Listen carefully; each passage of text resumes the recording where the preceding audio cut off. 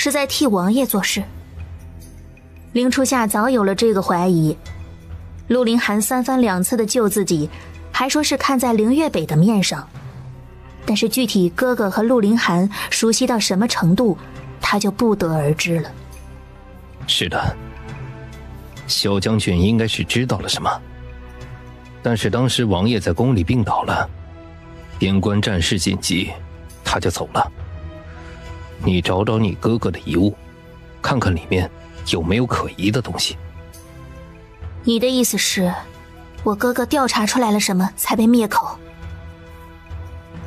王爷这些年深居简出，若是那人下手的话，王爷岂会？你太天真了。平王殿下孤身一人，身患重病，还能活到现在，又岂没有手段？怕是他也在调查什么，但是看他碌碌无为，不知道进展如何。这边灵剑他们在调查先皇后之死，桩桩件件皆和王爷有关，幕后之人怕是……你怕与皇上有关？我还是那句话，若是皇上，何必要在边关下手？君要臣死，臣不得不死。凌初夏不语，犹豫了一下。当年安宁侯拖延军情，确实是秦王授意，但秦王的话并没有带给安宁侯，而是宫中有人先一步传话给了安宁侯，安宁侯以为是秦王。幕后之人藏得很深呢。你既然嫁给了王爷，这件事情还是不要牵扯其中，否则的话，怕是万劫不复。我早已经深陷其中了，叔父不用劝我了。明日我想去拜见下平王殿下。凌初夏点头，见见陆凌寒也好。如果父兄是因为调查平王的事得罪了人，那么陆凌寒必然知道许多他们不知道的事。既然如此，我就先离开了。小姐，你看。放风的白芷看到徐峰已经离开，收拾了东西，正准备和凌初夏一起离开，就看到下面一身华服的林琼楼。凌初夏想要避开，却已经来不及了。见林琼楼的身后站着一个素衣女子。哎呦，这不是三嫂吗？三嫂怎么在这里？逛累了，喝个茶。弟妹怎么来这里了？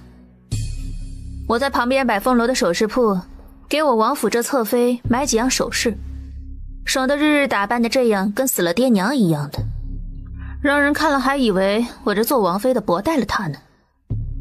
来，还不过来拜见平王妃？林琼楼将女子拉出来，提高了声音。哎呀，叫我糊涂的，你们本来就是姐妹嘛。我还有事，就先走了。凌初夏可没有心情搅和到齐王府这争风吃醋之中，林琼楼却不肯放过他。哎，既然好不容易撞见了，就一起喝个茶。这王府的马车不是还没来吗？让三哥过来接你啊。姐姐。凌初微低声行了礼。谁是你姐姐？你一个妾室，要喊王妃？林琼楼冷声开口。这个凌初微在王爷面前永远都是一副娇滴滴受了天大委屈的样子。是，臣妾见过平王妃。府上的妾室不听话，让三嫂看笑话了。凌初微到底跟你自幼相识，你却想用她来羞辱我，你以为我会放在心上？他跟林琼楼原本就不是一条船上的人，林琼楼如今已经嫁作他人妇，却似乎还没有放下。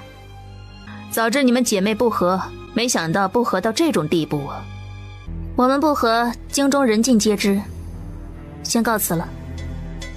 哎，着急走什么？有个做侧妃的妹妹丢人吗？啊，对，还是个嫡出的，巴巴的就来给庶妹养孩子。见过犯贱的，没见过这样的。林琼楼看着凌初夏想走，哪里能轻易的放过他？都不知道凌初夏给陆凌寒吃了什么迷魂药，能让陆凌寒对他那样的好。你们凌家的，一个失贞才攀上齐王，一个给庶妹养孩子。哼，倒不知道你是用什么手段攀上的平王。这凌家的家教，当真让人不敢恭维呀。那林家的家教就是大庭广众之下指责别人的家教了。凌初夏忍不住的反唇相讥，这林琼楼简直是不知所谓。哼，难道我说的有错？你们凌家……林琼楼话还没说完，就被人打断了。本王的王妃家教如何，就不劳烦齐王妃指教了。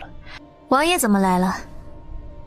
凌初夏迎上去，迎上了陆凌寒带笑的眸子。平日里伶牙俐齿的，怎么今日就让人指着鼻子骂？凌初夏看着这样温柔的眼神，一时间不知道说什么好，只是尴尬地笑了一下。凌寒哥哥。林琼楼的声音也低了下来，有些委屈地看着陆凌寒。东西买完了吗？咱们回府吧。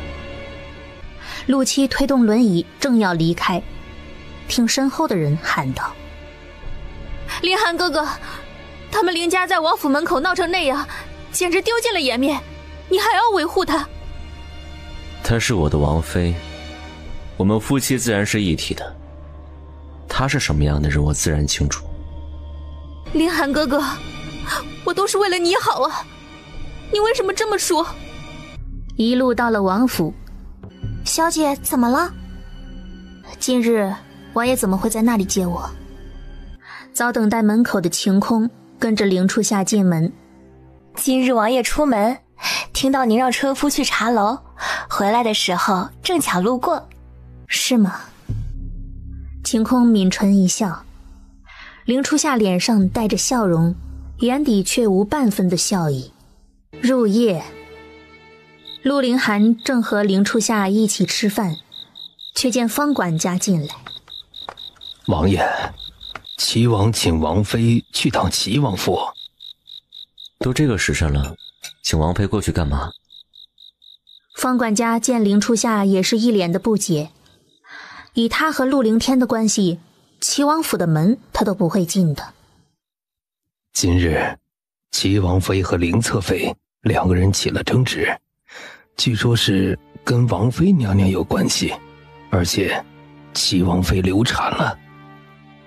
流产还不着急去请太医，找到咱们府上做什么？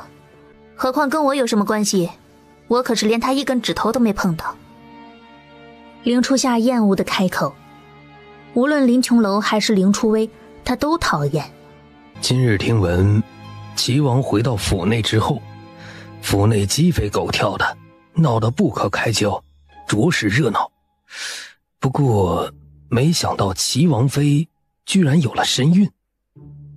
方管家说出了自己的猜测，只可惜了平王府更加冷清。可是从洞房夜后，王爷和王妃都没有同房过，也不知道王爷在想什么。自作孽不可活。三哥。陆凌寒还未开口，一声三哥便从外面传了进来。王爷，您稍等，我家王爷和王妃正在用膳。外面侍女拦截的声音还在，可是脚步声却根本就不停。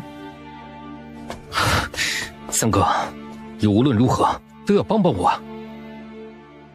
陆凌天直接闯了进来，一贯温文尔雅的脸上额头处有一处淤青，仿佛是被重物砸倒了一样。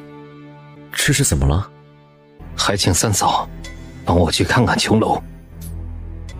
琼楼经了胎气，流产，却不知道怎么回事，疼痛不止。太医看了束手无策。初微说，三嫂医术超群，可能有办法。听到这里，凌初夏沉了脸。这个凌初微可真是不找他事儿就不舒服啊。太医都没有办法，他能有什么办法呀？哪里有听说的那么神奇？你这伤势也是，还不拿点药给齐王看看？这伤势怎么看都像是砸出来的。但是王府中又有几个人敢砸主子呢？今日回府，初微便顶着伤，哭得不可开交。我问了几句，就又闹了起来。这都是小事情，琼楼身体不适，你还是赶紧回去吧。一行几人很快就到达了齐王府。怎么样了？陆凌天看着一旁研究方子的太医，臣等无能。王妃娘娘，求求你救救我女儿呀！夫人说笑了，本王妃不过是略懂岐黄之术。林夫人怔了一下，凌初微跪在这里信誓旦旦地对天起誓，说凌初夏医术过人，难道是骗人的？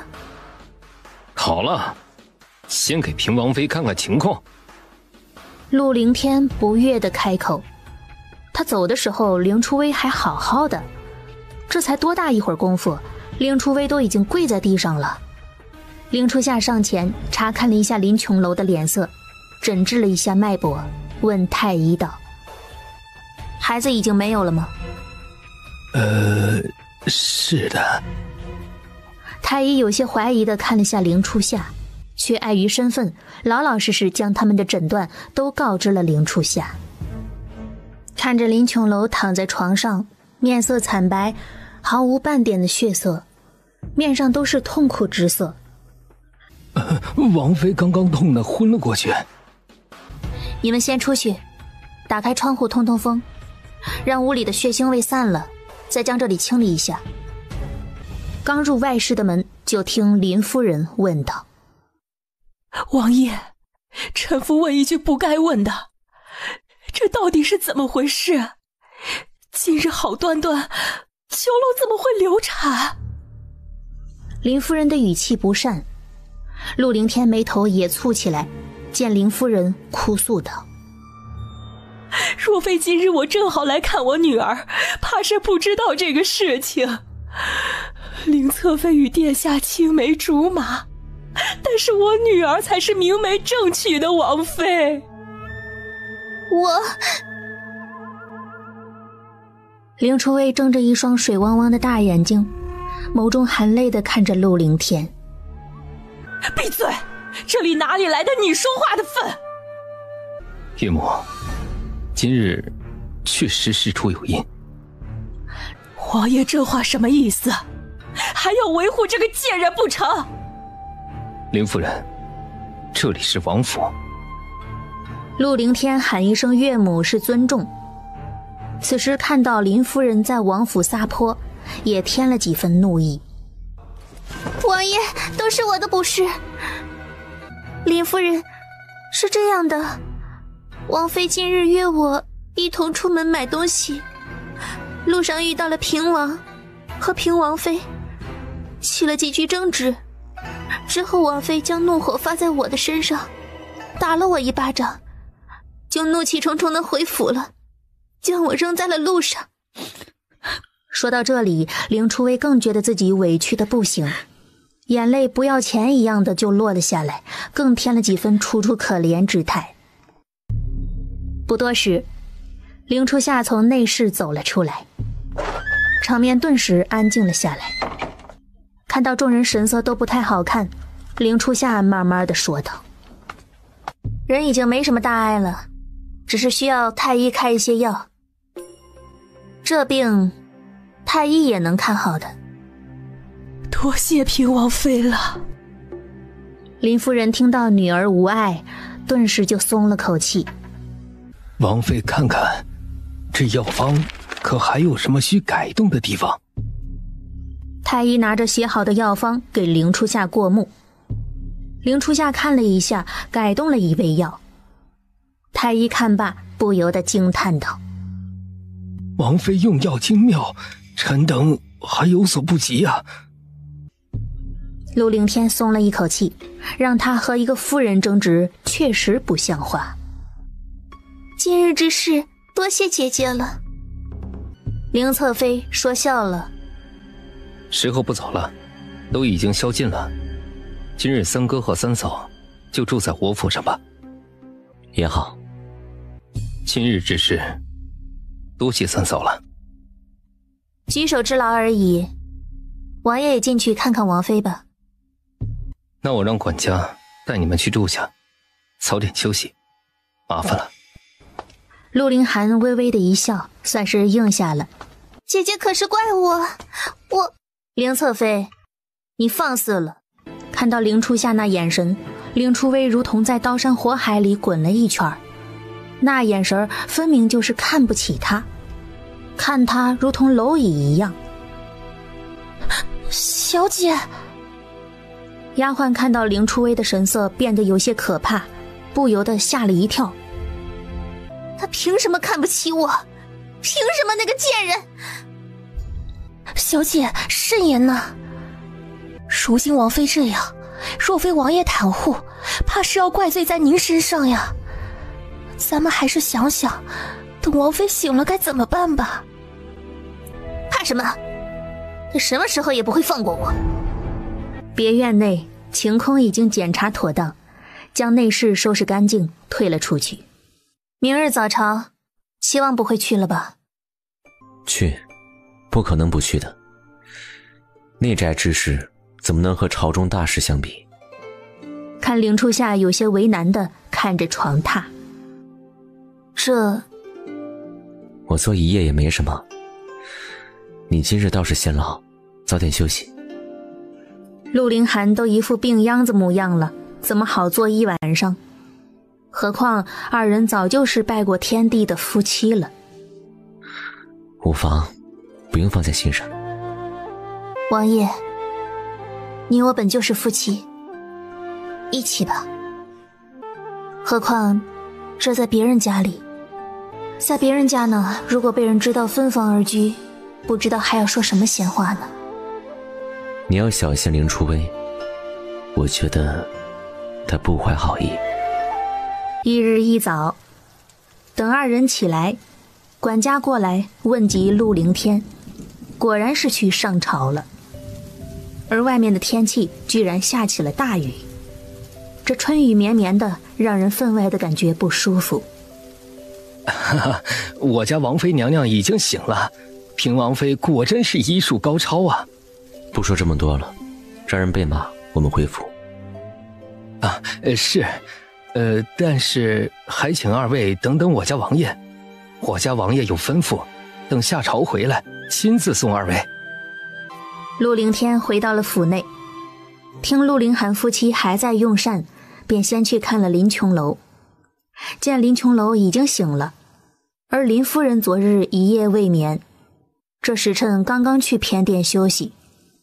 看到陆凌天，林琼楼别开了脸，满心的不悦。你这又是闹什么？还不够吗？我闹什么？你把你的青梅竹马弄到府中来恶心我，你明知道我跟凌初微不对付。别在这里装得我跟负心汉一样，这到底是怎么回事？你心里有数。要不是你天天找茬，能出事吗？我找茬？你有本事别娶我，去娶凌初微啊！那个贱人，一贯的就知道装可怜。你以为我想娶你啊？哼，你想嫁的人心里根本就没你，不然你怎么可能不抗旨呢？陆凌天，我自问嫁给你之后也算问心无愧，你怎么对我的？我也自问对你问心无愧。你婚前就一直暗恋陆凌寒，一再的对他表白，若非他不愿意，你会嫁给我？娶了一个心里有别的男人的女人，你以为我不够恶心吗？你被戳破了心事，林琼楼顿时止住了话头。你找初微的麻烦是找错人了吧？你真正嫉妒的人难道不是凌初夏？若非杀出来他这个拦路虎，平王妃的位置怕现在还是空的。陆凌天眸光微闪，透着几分阴沉的算计。林琼楼何尝不知道这点，但是木已成舟，他又有什么办法？你以为林初夏是怎么坐上平王妃的位置的？若非陆凌寒亲自跟父皇求娶，她就是我的王妃啊！你说什么？是凌寒哥哥求娶的林初夏？不然你以为呢？我警告你，你最好安安分分地做本王的王妃，否则本王有的是办法让你听话。陆凌天，你对你嫂子有这种想法，真让人恶心。林琼楼怒极，却在看到陆凌天眼中的凉薄和杀机后息了声音。给我老实点，别再给我出什么幺蛾子了。昨日是林初夏救了你，如今他们还在府上，你最好识相点。陆凌天瞥了一眼林琼楼苍白的脸色，转头就走了出去。你听到了多少？陆凌天皱眉不悦地说道：该听到的都听到了，不过王爷放心，初微对您的心一如既往，否则也不会来府中做侧妃了。我就知道还是我的初微最好。还疼吗？这个疯婆子下手也没个轻重，委屈你了。有王爷这句话，初微就一点儿也不委屈。林琼楼看着陆凌天离开，又听侍女进来汇报林初微那个贱人的举动。王妃娘娘，平王妃来了。林琼楼还没反应过来，就看到林初夏进来了。你来这里做什么？若非陆凌天请我来，你以为我会来？王妃娘娘，昨日是平王妃救了您，要仔细的调养，不然的话怕是日后难有子嗣了。林琼楼听了这话却是没什么反应，只是目光冷冷地看着林初夏，就是眼前这个女人夺走了原本是她的位置。你看着我做什么？这身体是你自己的，你说她到底喜欢你什么？我认识她10几年，暗恋了她10几年，她残废了我都不在意，为什么就比不上才认识几个月的你？有些东西不是时间长短能决定的。你看他的眼神，根本就没有他看你那么深情。你不够爱他的，这世上只有我是爱着他的。你这又是何必呢？放下了对你自己也好。林初夏想到前世林琼楼的死，顿时生出了几分同情。林琼楼却不依不饶。你说你到底爱不爱他？你根本不爱他。林初夏闻言直接站起身，甩手离开了。我绝对不允许你这样居心叵测的人在他身边。看着林琼楼的样子，侍女都有些害怕了。小姐，您现在已经是齐王妃了，您不要管平王的事情了。你滚开，你懂什么？站在屋檐下的林初微将这一切都听在了耳中。丫鬟端着炖好的燕窝，战战兢兢地看着林初微。小姐，咱们现在该怎么办？哼，这可真是不疯魔不成活呢。前厅里面，陆凌天正和陆凌寒说话，林初夏从后面出来，陆凌寒止住了话题，微微的一笑。这么快？那我们回去了。劳烦三嫂了，只是现在外面雨势不小，不妨用了午膳后再离开。无妨，有马车的。三哥可是有什么急事儿？陆凌寒一个天天养病的闲人，着急回府做什么？陆凌寒还没说话，就见林初微急匆匆地跑了进来。王爷，不好了，王妃她……你慢点说，王妃怎么了？王妃她不舒服，又出血了。太医让请姐姐过去。三嫂。陆凌天闻言，目光放在了凌初夏的身上。我去看看吧，你们在这里等着我。把林夫人也叫起来吧。哪里知道凌初夏刚走，就看到王府的小厮跑了进来。王爷，府中有急事，让您回去一趟。陆凌寒愣了一下。府中自然是没什么急事的，难道是百凤楼那边有什么事情吗？三哥有事情的话，就先回去。你府上的丫鬟不是还在？等下再来接三嫂，或者我派人送她。陆凌寒点了点头，让人传话给跟着凌初夏的晴空，就先一步离开了。陆七推着轮椅，看着那平王府的小厮，却总觉得什么地方不对。王爷，方管家轻易不会让人传信的吧？这小厮虽然是府上的，但是没怎么见过呀。百凤楼一切正常，能有什么事情？你让他先回王府给方管家汇报，甩开他，我们直接去百凤楼。陆七点点头，吩咐了小厮几句。小厮离开之后，陆凌寒直接到了百凤楼。看到陆凌寒和陆七的到来，叶海十分的吃惊。主子今日怎么来了？不是说有事情吗？哎，没事啊，我刚从王府方管家处回来，管家那边也没事啊。走了，快换衣服，去平王府。话音刚落，就见天空上传来王府独有的求救信号。信号发射的地方正是齐王府。陆凌寒的脸色阴沉的难看，这是中了别人的调虎离山之计啊，估计在算计凌初夏呢。怕是晴空发现了不对劲儿，才发出了求救的信号。王爷，怎么办？走。陆凌寒就要离开，却忽然觉得不对。你不要去，太显眼了，我带暗卫去。如果以陆凌寒的身份，那就要坐马车，耽误时间，还不知道会出什么事情了。而这边，凌初夏带着晴空刚进入了林琼楼的房内，看到凌初夏来了，侍女跪在地上哀求道：还请平王妃救救我家主子，我家主子怕是太激动了。你先出去吧。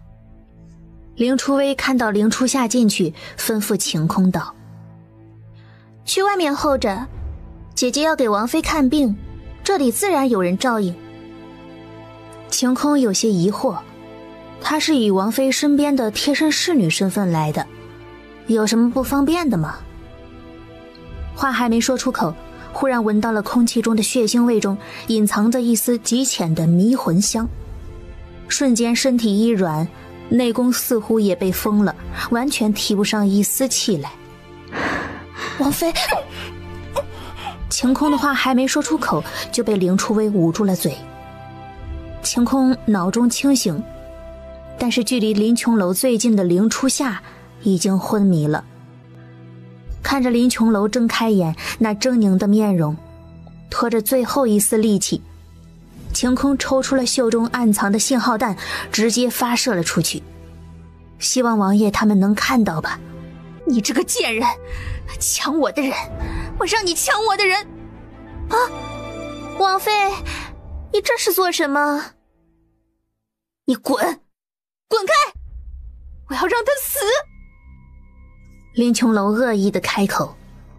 为了这一刻，他特意打发走了所有的侍女，眼下这屋子里只有他们3个人。你做了什么？林琼楼看着凌初微脸上的笑容，惊恐地开口：没做什么呀，就是将你的解药给换了。你这迷魂汤效果还不错呀。你……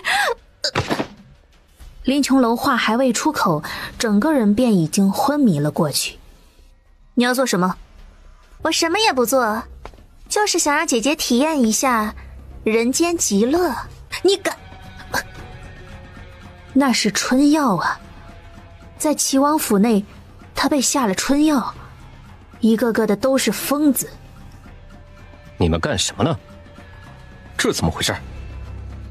陆凌天送走了陆凌寒，一回来就看到了这一幕，整个人都愣了一下。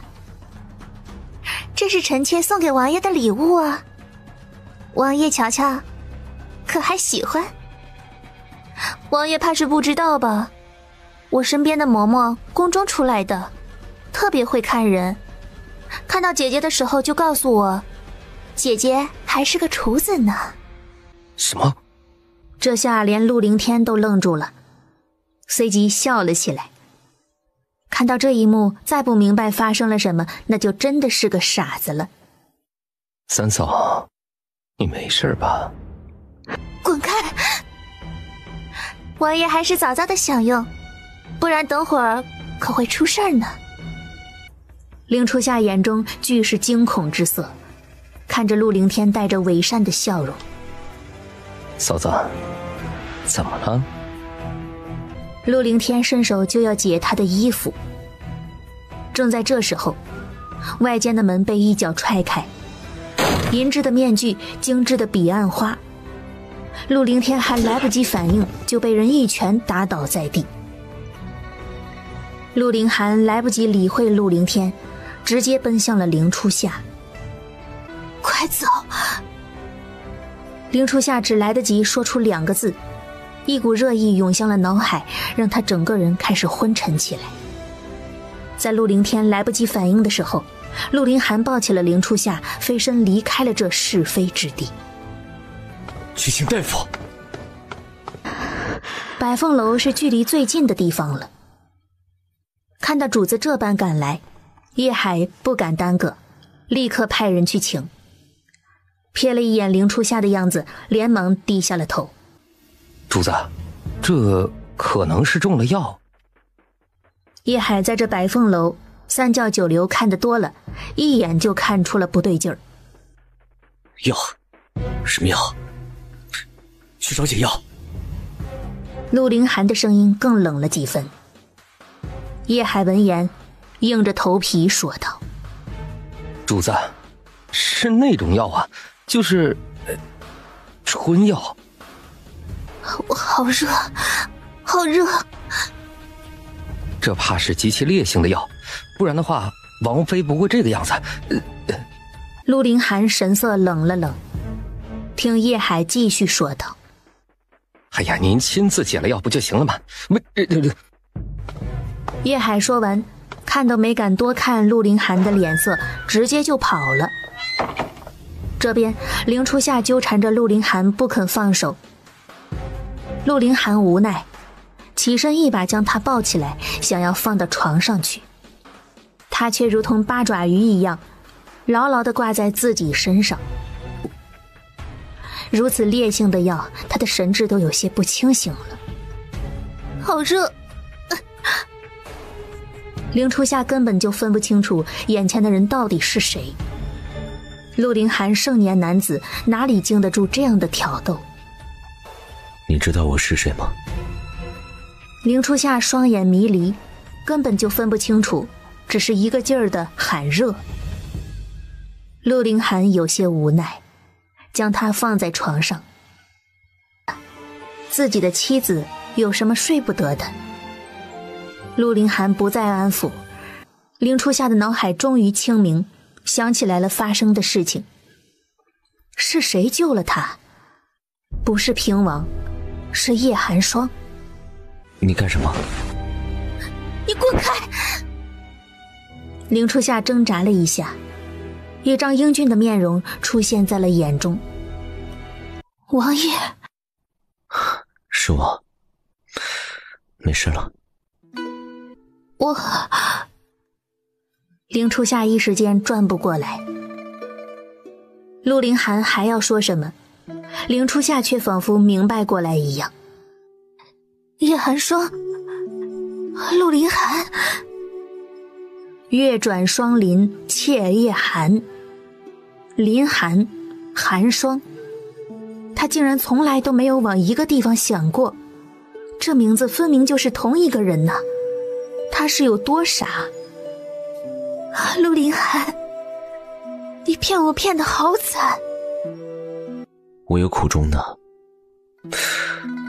我本来……陆凌寒觉得自己有些百口莫辩。苦衷？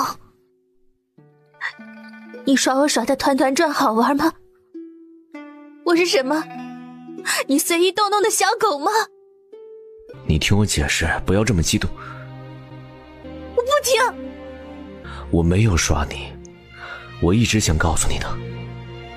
你所谓的想告诉我，就是看着我躺在叶寒霜的怀里，内疚的无法跟我的丈夫说我所做的一切吗？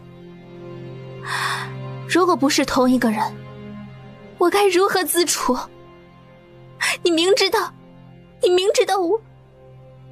他喜欢的人从来都是那个温润如玉、风光既往的平王殿下呀，可是却如镜花水月一样，瞬间破碎了。我知道，我都知道。我是叶寒霜，也是陆凌寒呢，你就不能多相信我一点吗？如果我是两个人，怎么可能会让你陷入这种处境之下？虽然是意外，但是我绝对不会让人碰你啊。你明知道我喜欢陆凌寒，真心错付，我真是瞎了眼，才错看了你。令初夏，我对你如何，难道你不知道？我一直都在护你周全，我只是想保护你。你滚！我不想看见你。好，你别激动，等你冷静下来我们再说。初夏，我是真的喜欢你，后半句话没有说出来。迎接他的是枕头。陆凌寒无奈，只能退了出去。屋外，陆凌寒站在门口，神色不语。主子，这……陆七看到陆凌寒出来，这副阴沉模样的主子已经很久没见到了。去准备点吃的和热水，让白芷送进去。是。陆七领命，早就有人将白芷送来了百凤楼。白芷到了以后，看到凌初夏的样子，简直惊呆了。小姐，你没事吧？你这是……身上暧昧横生的痕迹，哪怕白芷不曾嫁过人，也知道这是什么。是谁？我去杀了他！白芷的眼眶顿时红了起来。陆凌寒行动不便，怎么也不该是王爷。是陆凌寒。哭过的凌初夏眼眶肿着，整个人却已经冷静了下来。看着比自己小1岁的白芷，虽然自己蠢了，但是这丫头还活生生地站在自己的眼前。王妃同王爷圆房是好事啊，但是看我小姐的神色，明显的……王妃，这备了热水，您洗洗。他人呢？我进来的时候，陆七跟我说王爷在隔壁房。白芷不明白，这两个人好端端的圆房是好事儿啊，王爷半身残疾，他还以为陆凌寒就是叶寒霜。小姐，不是在开玩笑的吧？难以置信吧？若非亲眼所见，我也不信。那王爷的腿，岂不是从前一切都是装的？是装的，他装的可真像。一盆热水浇在腿上，都能稳如泰山。凌初夏想到在宫中，旁人多方试探，那样的试探下，陆凌寒都能忍得住。小姐不开心吗？听出了凌初夏话语中的冷意，白芷顿时有些糯糯的，怕自己说错了话。推开隔壁厢房的门，陆凌寒一个人坐着，看着凌初夏进门，顿时如同做错事的孩子一样，立刻站了起来。你想吃什么？我让人去准备，先吃点点心垫垫。陆凌寒看着凌初夏的脸色不好，一时间也不知道如何开口。要打要骂，你随意。堂堂的叶楼主居然跟我说这种话。你想知道什么，我都告诉你，别生气了。父皇与我母后原本是青梅竹马，我母后一片深情，以为两小无猜，明知道父皇娶她更多是为了王家的支撑。开头几年日子确实好过，可是登上帝位之后，一切都不同了。我母亲多年无所出，大皇子和二皇子便出生了，我母亲的情绪便开始不好了起来。陆凌寒缓缓地说着当年的往事。青梅竹马的情分哪里比得上权势？王室手中的权力就是双刃剑，父皇坐稳了皇位，就忌惮王家。我外祖父处处忍让，王室已经不能再低调了。可是皇后嫡子，这桩桩件件便是原罪。为了王家能够安稳地离开京城，为了我能够活下去，我母亲选择了最后的挣扎方式。我只问王爷一件事，若是有一天陆凌天逼宫登上帝位，你该如何？我是不是应该笑话你天真无邪呢？你以为逼宫是小事吗？怎么可能成功？我说如果齐王势力压了晋王一头，今晚拼死一搏，而陆凌天则趁机夺下未来的地位呢？只要我不死，哪怕缠绵病榻，他也绝无可能。虽然不明白凌初夏为何这样问，陆凌寒却说得斩钉截铁。你如此自信？凌初夏不相信，那般情况下，陆凌寒又该如何才能稳操胜券？清君侧的名义，就想让父皇低头？你不了解我的这位父皇，多疑而刻薄。王氏从无反的心思，我母亲便是一心只有情爱，她明知道如此，却为了防患于未然而动手。这样的君王，你以为会不防着他们吗？前世陆凌天攻进了皇城啊。公主那位安贵妃到现在还在外面礼佛，没有露面。五皇子也快回京了，这些人难道会任由陆凌天上位？你想的太多了。陆凌寒不以为然，宫里的水深不见底，永乐帝的心思更是海底针，根本摸不透。凌初夏抿了抿唇，没有说话。陆凌寒偷偷地观察他的神色，见他起身就要走，连忙拉住他：你别碰我，让我静一静。凌初夏的整个世界都被颠覆了，有点不知道自己到底在做什么了。这一切到底是怎么回事？父兄之死到底是谁的阴谋？出了百凤楼的大门，举目望去，却根本没有地方可去。凌家那是虎狼之穴，王府又如何回得去？小姐，你这是做什么？咱们回府吧。找个马车，去庄子里，我想静一静。凌初夏的话音刚落，就听到了凌初微的声音：姐姐怎么从百凤楼出来了？姐姐被人带走，我们可是一路追着过来的呀。叶寒霜的那面具，京中谁人不知？今日大庭广众之下带走了凌初夏，他们故意拖了时间才上门，便是等的这一刻。世上女子一旦被人抓住了这种事情，还不得羞愧致死？叶楼主呢？怎么不出来呀？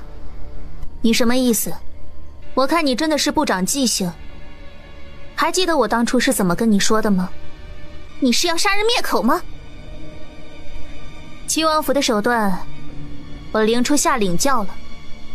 你，分明就是你自己不检点，背叛了王爷，跟别人厮混。否则的话，那叶寒霜怎么敢闯进王府？凌初微直接将话在大厅里说出来。你以为全天下都跟你一样不要脸吗？叶寒霜呢？让叶寒霜出来。我家主人不在楼内。不在？怎么不敢出来吗？你确定跟我有关系的人是叶寒霜？凌初夏看着他们这样子，显然是来捉奸的。不然呢？众目睽睽，所有人都看见叶寒霜带你离开。怎么，叶寒霜不敢出来见人吗？若不是呢？难道平王殿下还能迅速赶到这百凤楼不成？你这个水性杨花的贱人，我们今日就是来捉奸的，绝不能让平王殿下被你这种人给蒙蔽了双眼。捉谁的奸呢？一道清润的声音从楼上传过来，那熟悉的声音让陆凌天和凌初微皆不可置信地看着来人。轮椅声响起，一张绝美的容颜出现在了众人的眼前。捉谁的奸呢？三哥怎么会在这里？四弟的手段我真是领教了，派人把我引开，不到王府就发现了事情不对，不曾想四弟准备了惊喜给我。堂堂亲王这种手段当真是上得了台面，所以下毒的人是无辜的，反而是我们的错了。好手段，好心计。今日是我输了。陆凌天缓缓的一笑，就要离开。刚走到门口，却被百凤楼的人伸手拦了下来。怎么，还有事情吗？就这么走了，未免太便宜了吧？今日之事，可以当作没发生过吗？那你们还想怎么样？怎么样？哼，真亏你问得出这种话。下毒的人我是绝对不会放过的。那你想怎么样？把他留下。动不了陆凌天，凌初微这个毒妇自然是动得了的。如果我说不呢？那你也别想完好的走出去。不信的话，你可以试试。最起码要看起来完好无损的回王府，不然的话，我这3天2头的出事儿，还都是凌家的人，不好交代。王爷，如果能让三哥和三嫂消了火气，从此之后咱们井水不犯河水，这也是一笔划算的买卖。你看看你爱的男人，一旦遇到了威胁自己利益的时候，什么都可以牺牲。成交。王爷，王爷，我做的一切都是为了你啊！你不能啊！凌初微看到这局面，顿时就反应了过来，陆凌天要放弃他了，如同放弃凌初瑶一样。乖，他们不会把你怎么样的，最多就是一点皮肉之苦。我凌家对您忠心耿耿啊！你……话音未落，就看到陆凌天已经走出了百凤楼。开心吗？好玩吗？下毒的时候，有没有想过你会有这样的下场？你滚开！你想怎么样？我告诉你，凌初夏，你动了我，凌家不会放过你的。王爷，王爷，我真的不是故意的，你放了我吧，放了我吧。算计我妻子的时候，就该知道自己是什么下场。不会死的，毕竟你是齐王侧妃。把人带去后院，一切交给王妃处置。王爷，王妃生气了，您还不哄着？我去了，她会更生气的。到了后院，陆凌寒没有跟过来，凌初夏松了口气。王妃，这怎么处置啊？他最引以为傲的不就是这张脸吗？没有了这张脸，又拿什么去兴风作浪呢？王妃，要不交给我们来，您就说想要什么样子的。我自己来，你们都退下去吧。出了门，陆凌寒在外面等他，看到他出来，连忙上前。陆凌寒，离我远点儿，别让我讨厌你。如果我不发现，你永远不会告诉我。看着我像个傻瓜一样，被你耍得团团转了。我绝对没有那个意思，你相信我，我并非信不过你，只是习惯了，只是相信自己而已。陆凌寒主动示弱，却见凌初夏带着白纸，头也不回地径直离开。我真的错了吗？陆七将一切都看在眼中，撇了撇嘴。我早就说，王妃若是知道真相，肯定会生气的。不过，我看着王妃不是难哄的，您好好哄哄就是。你派人看着他这几天住哪里，等他气消了，我再去见他。将人折磨好了，给齐王府送过去。咱们还要准备一份大礼送给陆凌天，不然怎么对得起他这样的厚礼？陆七点头。平王府什么时候吃过这么大的亏，居然被算计到了这种地步，当真是小看了陆凌天。去准备厚礼送给齐王。百凤楼到了中午就正常开门了，人来人往，人声鼎沸。没有人注意到一辆马车悄悄地从后院离开，去了齐王府。齐王府分外的热闹起来。林琼楼醒了以后，身边的侍女便将所有的事情都告诉了他。你说林初瑶的死真的是我的错吗？我就是换了她的鞋子，而把她喂胖，让她难产，到底是陆凌天的意思，还是谁的意思？王妃，王妃，侧妃回来了。怎么了？回来让他来见我。这个贱人竟然敢算计我，一个凌家倒是小看了他们的野心。怕是来不了了。怎么来不了了？这凌初薇还敢不过来不成？派人把他给我押过来。我拿王爷没办法，还能对一个侧妃也没办法吗？是来不了，他被人扔在了王府的门口，整个脸都被刮花了，还断了2根肋骨，跟着出门的下人一个都没回来。你说什么？林琼楼惊呆了，以为自己听错了。王爷让大夫给他带到屋里诊治，老奴悄悄去看了，他整个人似乎都被吓坏了，一句话都不敢说，一个劲儿地往角落里躲，嘴里还嚷嚷着不要过来。这王妃，您说是不是林初夏？有可能。王妃，这平王妃不是个好惹的，您安生点，有相爷在，王爷也不敢对您怎么样。勒令上下闭紧了嘴巴，若是听到什么风言风语，直接杖杀了。嬷嬷点头，听林琼楼继续说道：派人去盯着凌初薇那边，看看她伤势到底如何。是，老奴一定打听得清楚，这次他没人了，一定换成咱们自己的人。凌初薇的房中传出的尖叫声让人不寒而栗。陆凌天就站在门口，却没有进去的打算。王爷，这陆凌寒不是什么良善之辈，凌初夏更是睚眦必报。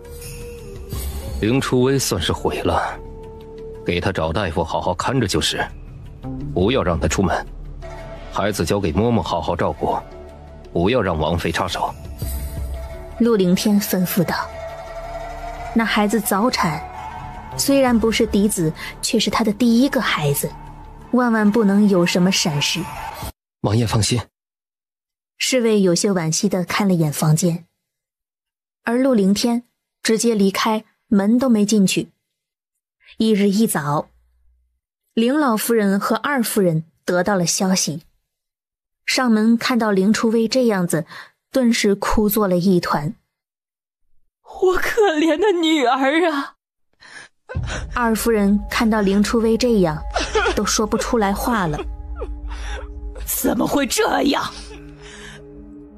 凌初夏，是凌初夏。哼，我就知道是那个贱人，贱人！凌初夏为何这样狠毒？王爷呢？王爷都没有帮你讨回公道吗？你是不是又做了什么事情？不是告诉你了，好好在王府待着养孩子，为何非要跟凌初夏过不去？静儿，怎么跟你妹妹说话的？你妹妹都这样了，你在这里陪陪她吧，我们先回去了。苏母，这事情……凌月锦有些犹豫。咱们家不可能因为他得罪齐王，我一早就说过这件事情。凌初微已经废了，那么你一定要成为齐王的心腹。凌老夫人目光坚决地开口。凌月锦双唇紧抿，听凌老夫人继续道：将来等你爬到最高处，一人之下万人之上，还怕不能报今日之仇？初微就是太傻了呀。既然如此打算了，那么凌初夏那边就要注意修复关系，不能让别人觉得我凌家真的是冷血无情的薄待一个孤女。凌老夫人点头，虽然恼怒凌初夏，可是事已至此，他们别无选择。凌初夏离开了京城，直接住到了京郊的宅子，他想冷静冷静。看着凌初夏将自己关在房间里面，白芷想去劝一劝。白芷姐姐，听我一句劝，让王妃冷静冷静，等过几日王爷来了就好了。啊？王爷为什么现在不来啊？不应该立刻来哄吗？王爷在京中吃了这么大的亏，怎么可能不回来找场子？你也太小看咱们家王爷了吧？而且王妃正在气头上，这来不是找骂吗？白芷似懂非懂的点点头，看着晴空微微的一笑。一早，陆凌寒算着这都5天了，凌初夏怎么着也该消了火，让人准备了女子喜欢的物件，准备去京郊将王妃接回来了。王爷，皇上有旨，请您入宫一趟。这个时候喊主子入宫做什么呀？这么快？前日将吏部收受贿赂的事情通给纪王，没想到老二动作这么快就找到机会了，怕是2个人在书房争了起来，让我去当和事佬。那这些……等从宫里出来再去吧。陆凌寒眯起了眼睛，眼睛里面都是讥讽和冷漠。陆凌天现在对他也是各种的戒备，再想有大的动作就要更加小心。晋王虽然是更好使的枪，可是背后的黑手没有露出马脚，他也不敢随意的出手。是。陆七颔首，将东西准备妥当。一行人先入宫去见皇上。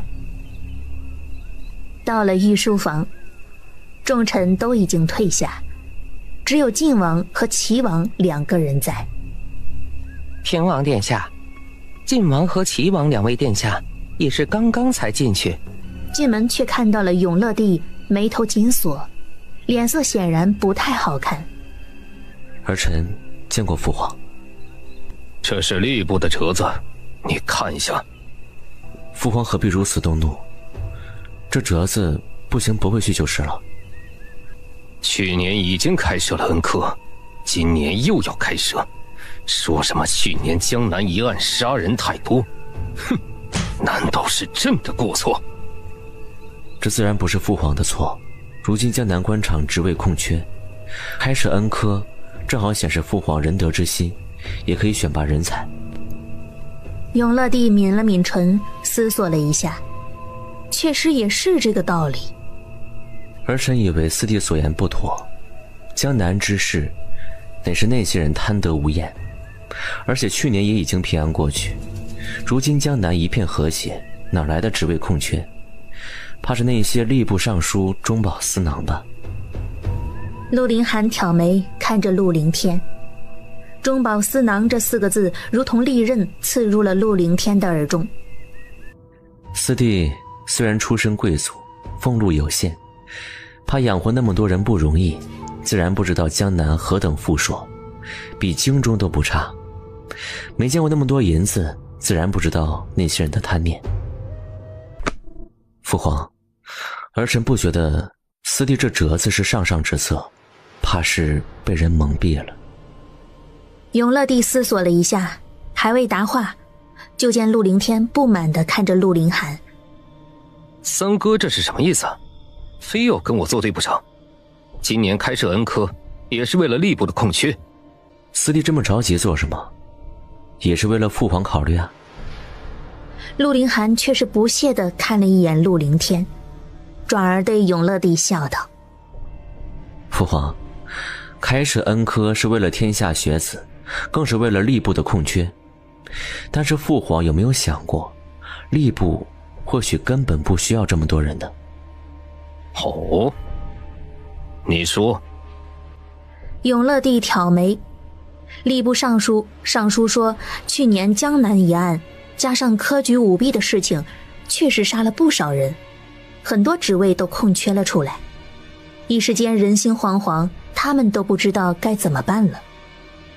父皇明鉴，父皇去年秋禾已经开设恩科，这吏部都过了年了，春天了才想起来自己人不够用了，早点干嘛去了？分明就是吏部有问题。父皇，儿臣以为三弟言之有理啊，吏部早点干嘛去了？今日御史台参奏吏部尚书收受贿赂，有钱的学子就可以分到江南去，没钱的就去偏远之地。竟有此事！永乐帝闻言顿时勃然大怒。啊，父皇息怒，儿臣骤见此事，也是被吓到了，这胆子也太大了。父皇，儿臣也听闻了，没想到他这么大胆子，吏部腐败，乃是动摇我东林根基，风实在是其心可诛。永乐帝看了一眼陆凌天，他对朝中的事情也是略有耳闻。老四，这吏部素来跟你走得很近啊。父皇，儿臣冤枉，儿臣不知道这吏部尚书这么大的胆子，不然儿臣怎么敢？行了，我知道了，你何必这样紧张？今日我叫你们来，是还有别的事情，想必你们也知道了。父皇说的是南楚的事情？是啊，我东临北边的幽州，南边的南疆，都不甚太平。这几年北边也算平静，南疆却是极度的不安。南楚虽然国力弱小，却始终是个隐患。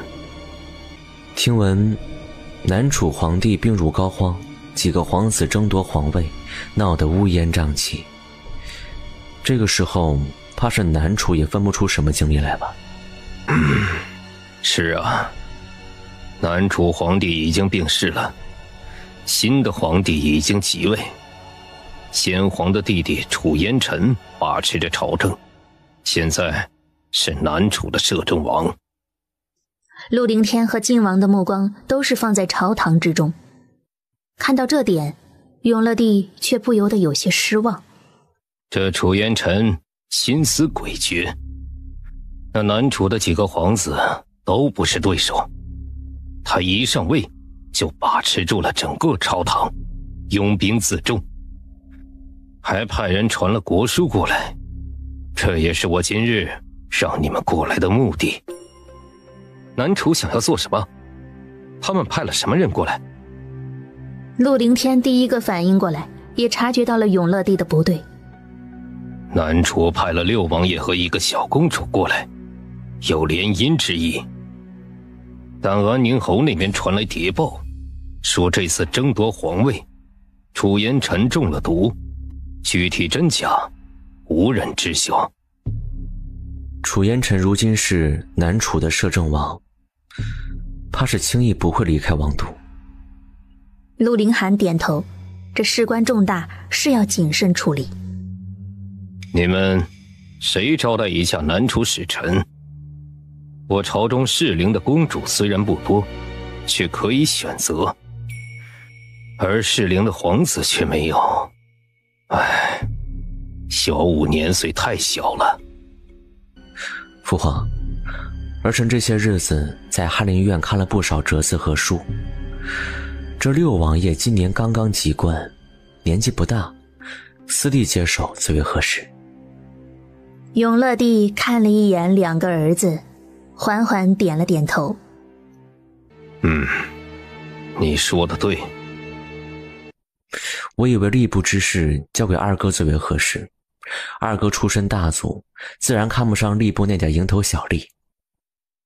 陆凌寒缓缓的一笑，说出的话语却让晋王当即就笑了起来。请父皇放心交给儿臣，儿臣定不辱使命。父皇，陆凌天有些不可置信，顿时握紧了拳头。好了，事情就这样吧。永乐帝不在意这些，好奇的目光隐晦地打量着陆凌寒和陆凌天。这2个素来关系最好，这是闹了什么矛盾？要知道，陆凌寒可是素来不怎么爱多言的。事情就这样定了下来，永乐帝就让几个人出去了。出了门，晋王得意地瞥了一眼陆凌天，对陆凌寒说道：今日多谢三弟仗义直言，改日二哥请你去府上喝酒。陆凌寒含笑点头。晋王先行一步，陆凌天冷声对陆凌寒说道：这样你就得意了？是啊，苦心经营吏部，花了3年的时间，才让吏部尚书坐稳了位置。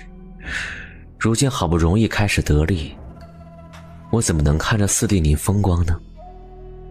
陆凌寒笑着，可说出的话语却十分的扎心。哼，人人都道平王是个废人，没想到果然是会咬人的狗不救。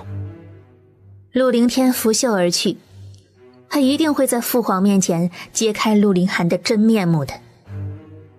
看着陆凌天气冲冲的离开，陆七愤怒地说：什么东西，还敢说主子您？别理他，走，回御书房。啊？回去做什么？父皇又不是傻子，这样和晋王一起打压陆凌天，父皇肯定心有疑惑。这些日子，前面陆凌天没少说我的坏话。陆七点头，推着轮椅重新回到了御书房。怎么回来了？儿臣回来是想跟父皇说一件事情。陆凌寒犹豫了一下，面色显得极为惶恐。永乐帝看到他这样子，顿时心下起了几分怀疑。你有什么事情？儿臣近日和四弟闹了些矛盾，四弟一直怀疑我是否痊愈了，甚至……陆凌寒仿佛有些说不出口一样，眼眶微微的一红，带着仰慕的看着永乐帝。儿臣不想让父皇忧心，但是四弟确实太过分了。到底是出了什么事情？儿臣想要去封地，还请父皇成全。到底出了什么事情，让你要去封地？儿臣愿意去南疆，为父皇尽绵薄之力。到底是出了什么事情？四弟实在是欺人太甚了。他一直觉得儿臣的双腿已经好了起来，为了验明真相，竟然给我的王妃下药。我那王妃你也知道，也是一个学医术的，没吃什么大亏，却气得直接打死了四弟侧妃的下人。竟然有这种事情！他打了人，把侧妃给吓到了，自认这件事情乃是奇耻大辱，气得去了燕京的庄子，到现在还不曾回来。这件事说来也怪儿臣无能，连累他受辱。陆凌寒叹了一口气，一脸的悲愤。永乐帝眉头紧蹙，这侧妃未免也太过于胆大妄为了。儿臣气不过打压四弟，但是儿臣若非残疾，陆凌天他们怎么敢这么折辱于我？确实太过分了。父皇下令申斥他便是。陆凌天得父皇重用，与儿臣不同，这些日子怕是没少给父皇说我的不是。儿臣不想给父皇添麻烦，去南疆为父皇分忧也是心甘情愿的。南疆多烟瘴之地，你身体羸弱，如何受得了那里的气候呢？安宁侯镇守南疆，南疆看似一片太平，实则危机四伏。儿臣虽然身体羸弱，却愿意为父皇镇守南疆，作为沟通两国的使臣。你当真愿意去？儿臣时日无多，想为父皇分忧，也想走出京城去看看外面的世界。好，朕成全你。谢父皇成全。陆凌寒低头掩饰住了嘴角的笑意，说的这么冠冕堂皇，却不过是为自己找的借口而已。陆凌寒出了门，陆七看到陆凌寒出来，连忙迎了上去。主子，让府中收拾东西，咱们去南疆吧。还有什么比离开京城更安全的呢？是，府中早已经打点妥当。陆七颔首，陆凌寒却再无半点笑意。若论几个皇子中，最聪明的还是属于那还没有回京的老五。父皇如今还是春秋鼎盛，想要争夺皇位还远远不到时候。陆凌天和晋王斗得如火如荼，父皇都还看在眼中。远离京城，一来可以降低父皇的戒心，只要有本事还是可以再回来的。二来，南疆是安宁侯的地盘，秦王的亲舅舅，有安宁侯在，他接手南疆，兵权在握，还怕有朝一日不能秦王挥剑京城吗？离开皇宫，到了京郊，天色都已经黑了下来。见到是陆凌寒来，庄子里没有任何人敢阻拦，白芷还偷偷地给陆凌寒指了方向。还生气吗？别生气了，你看我不是赶过来道歉了吗？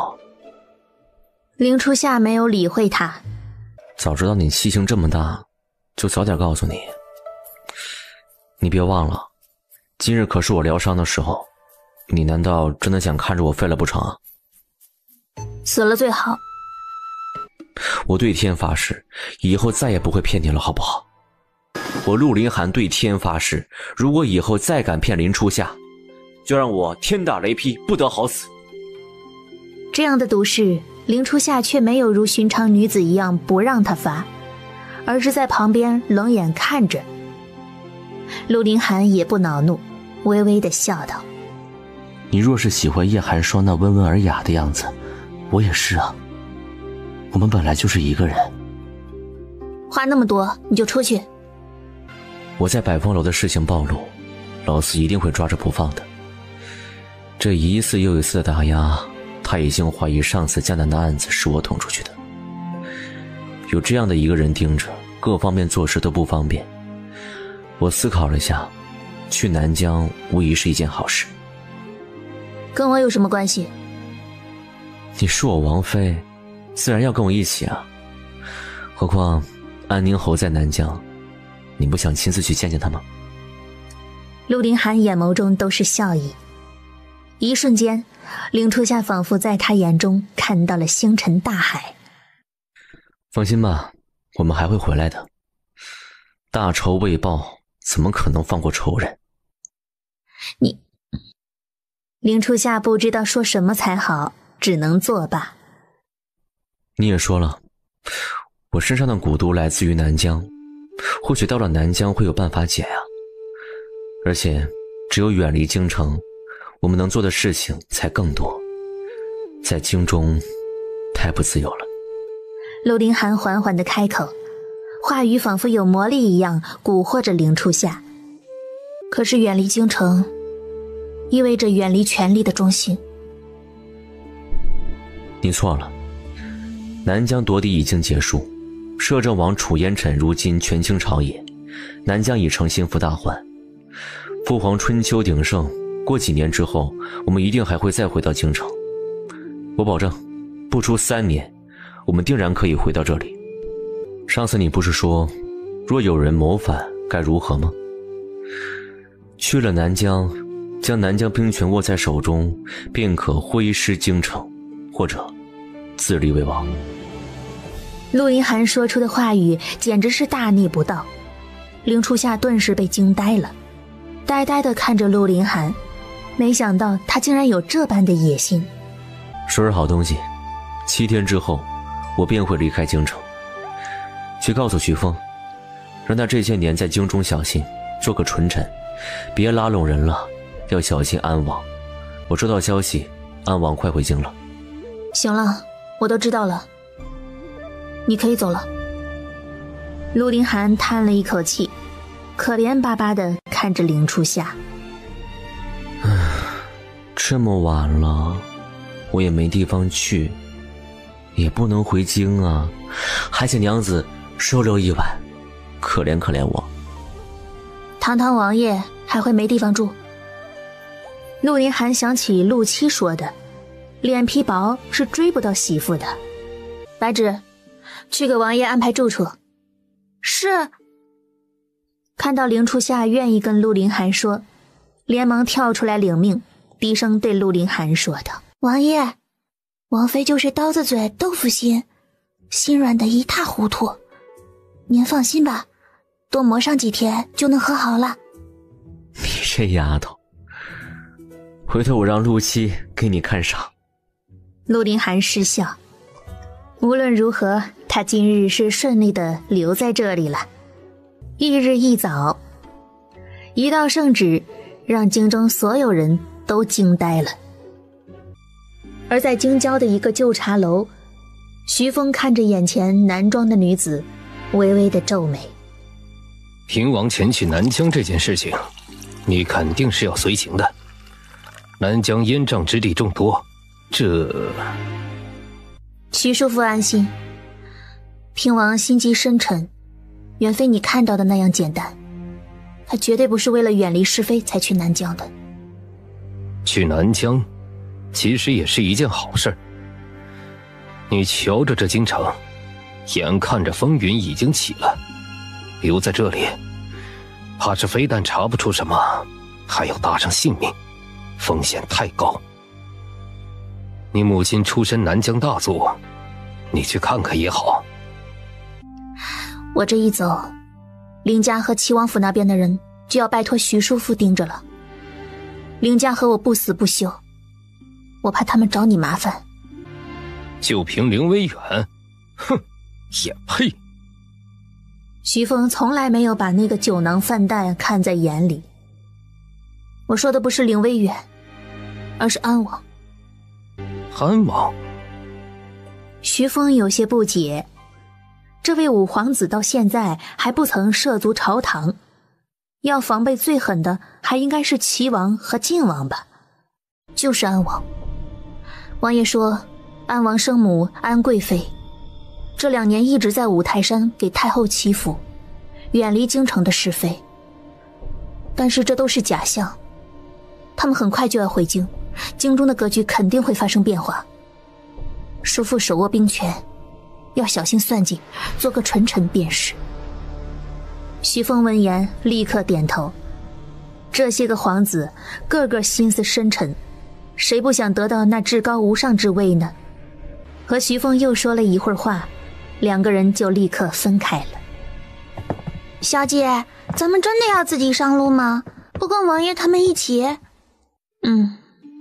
将行李收拾妥当，咱们趁着这个机会路过随州去见一下师父。我们离开随州也有1年了，王妃的身份也是负担，轻易的不能离开京城。给师父写了那么多的信，却都石沉大海。陆林寒大队人马辎重多，行走的自然是慢点儿，按照路程怎么也要2个月才能抵达南疆。他和白芷轻装简行，最多1个月便能赶到。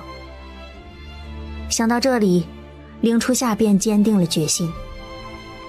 等陆凌寒派人接凌初夏，这才发现凌初夏和白芷已经离开。看到白芷的书信，陆凌寒露出了一丝无奈的笑容。陆七看着陆凌寒的神色，见主子毫无见怪之色，这才放下心来。